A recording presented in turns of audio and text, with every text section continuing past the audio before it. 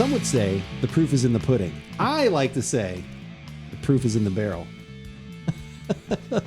The proof is in the barrel and sometimes in the bottle and then in the glass. I am always interested when someone is doing a barrel-proof version of something that they do. That extra proof can always bring out a little bit more, hopefully, flavor, some little added spice excitement when it comes to the proof. The heat. So we were very lucky to finally get one of those, thanks to a distributor opening up their hearts and allowing, as we waited in line. This is from one of This is part of one that. of the purchases when we waited in line around the store, and we were able to buy one something. And this was one of the things I picked for this. Give it a shot. I'm Andrew. And I'm Keith, and we are AboutBeverages.com, and the beverage that we're about today is the Heaven Hill Distillery Larceny Barrel Proof Bourbon. I went ahead and threw the Heaven Hill Distillery part in there. I like it. That's as totally the lead fair. in because they do a lot of other things, They not just do. Larceny.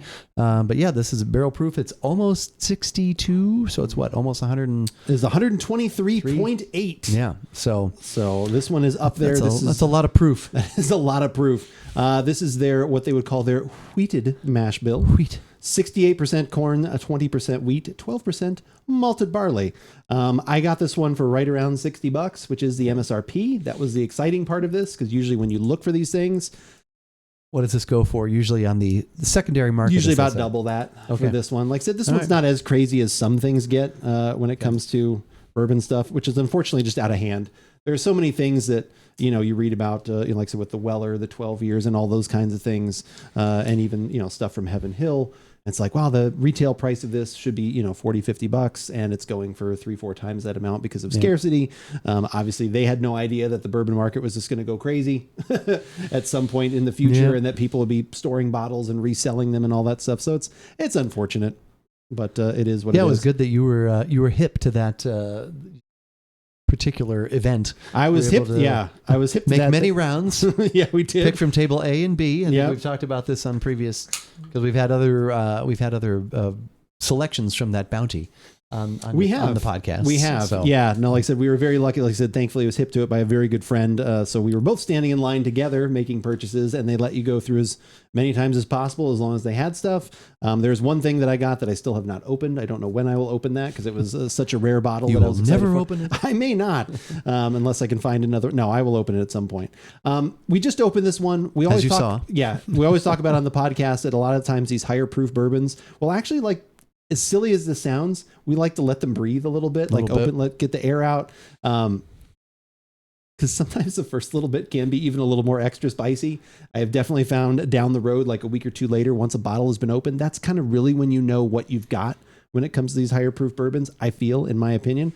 So we're going to go with a double glassware tonight. We've got our AboutBeverages Glencairn glasses, which is pretty much what I use on the daily when I have those. But then I also have the Norland Whisky glasses, which I love because the look is fantastic. And sometimes when you've just opened up a higher proof bottle, as you can see, there is a lot more oxygen, more space surface that can get in area, there, a little more surface area. Yep. That can kind of be a benefit. So we're going to do a little bit in both glasses, and we'll just kind of quickly compare and contrast as we enjoy. So I'm going to start pouring. I really hope that color that's coming through on that bottle is amazing. It does So say nice that it dark. is roughly 6 to 8 years for the age statement on this one. It is not specific.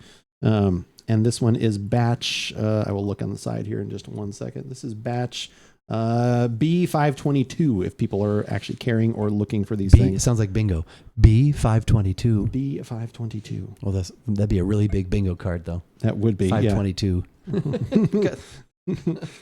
Granny would really be moving her neck to look at that one. I can't see the square. It's over there. I can't find it. I'm actually surprisingly okay with being able to sniff it out of the Glencairn. I am too. Usually that's not. Yeah, that can be a dangerous mix. It can be, yeah. Sometimes with the higher proofs, again, especially once you've just first opened them, Right. which we just did. Yeah, I actually probably prefer the Glencairn right now. I do too. Yeah, because I'm getting much more aroma. I'm getting more of, like, again, More the burnt concentrated. sugar, Yeah. burnt to brown sugar, a little bit of maybe some leatherish kind of notes in there too. There's a sweetness, probably. Maybe a little like hint of maple too, like almost. I got something herby in one of them. Maybe a little Something cinnamon grassy, something okay. like that. Interesting. But I don't think it's there anymore. I get maybe a So little it was a cinnamon in lighter here note. too, like cinnamon and sugar. Kind Yeah, of there's thing. definitely more dark, more sweetness, more, but it's very nice. Yeah, I like the aroma on this one quite a bit. A little something. I just can't quite put my. All right. Okay. To the taste? Yes. Okay. I do not care for it out of the New Orleans glass. Interesting. It's weird. Okay. And that it's almost like it's too opened up. Okay. I like maybe it's just, I don't know what it is, but there's something about this that keeps the flavors more, and obviously there's different surface area on there. So that's, that's the science. idea. Yeah. But it keeps the flavors a little more, this is almost like started to dissipate a little too much. Okay. It's okay. It's very, there's cinnamon. There's a lot of heat. I know we were talking about the aroma didn't really take us by surprise, or not by surprise, but didn't really affect us like it normally does. Right. But there's definitely a lot of heat in the drink. I think so too. Yeah. It's not as spicy on the front of the tongue as some things we've had recently. Right. But the finish going down is like, you can definitely definitely feel the proof that way. You can feel that. But yeah, I would want to drink this out of the Glencairn. I think I would overall agree. I'm probably not quite as different as you are, but there is a difference. Yeah. Out of the New Orleans whiskey glass specifically, I get some fruit in here. Okay. I get almost a little bit of cherry or something else.